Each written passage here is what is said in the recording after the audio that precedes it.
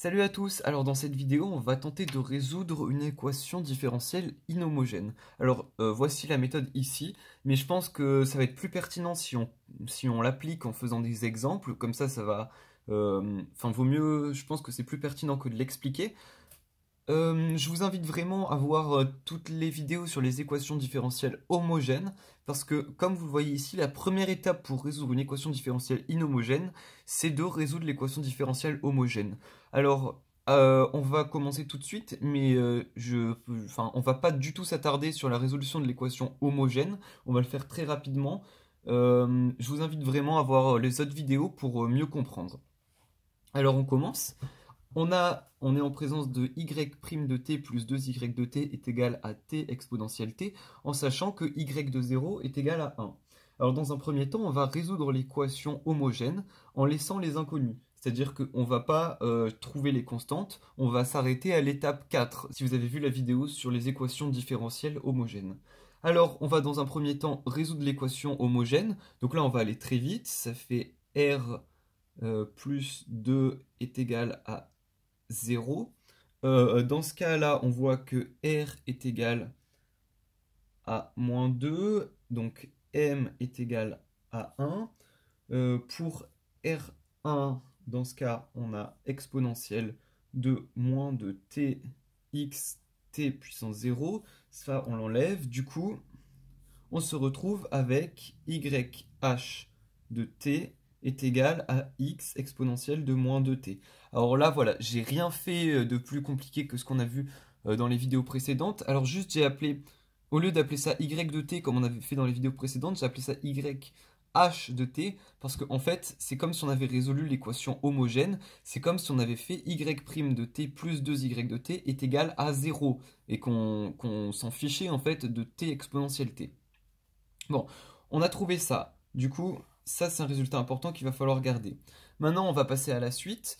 Étape 2, on va transformer le second membre en exponentielle de mu t pt. Du coup, exponentielle de mu t, donc ça fait exponentielle de 1 fois t, donc 1 fois t, pt, donc pt qui est un polynôme, et t c'est un polynôme, fois t. Vous remarquerez qu'on peut mettre également des constantes dans les polynômes, peu importe. En tout cas, on met tout ce qui reste, on va dire. Ensuite, on va trouver la multiplicité de mu. Alors, là, on a mu, donc je vais extraire mu. Donc, mu est égal à 1, parce que on met ça sous forme e exponentielle de mu fois t. Donc, mu est égal à 1. Et on va se poser la question, attention, donc la multiplicité de mu, c'est pas la même chose que la multiplicité dans l'équation homogène. Ça s'appelle multiplicité, mais c'est pas vraiment la même chose. Là, c'est le nombre de fois que mu est égal à r. Là, on avait r1, enfin r est égal à moins 2. Donc du coup, moins 2, est-ce que c'est égal à 1? Non, c'est différent. Donc m va être égal à 0. Parce que le mu, il va pas être égal à r. Ensuite, on va trouver du coup le degré du polynôme d. Alors, le degré du polynôme, t c'est un polynôme du degré 1, puisque c'est t puissance 1 en réalité, donc le degré c'est 1.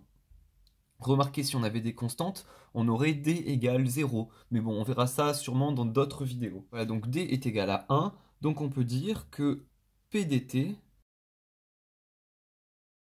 va être un polynôme de degré 1. Du coup, on peut l'écrire P1T. Voilà. Et de ce fait, remplacer P1T par P0T0 plus P1T1 plus etc. Du coup, nous, ça va devenir P0T0 plus P1T1.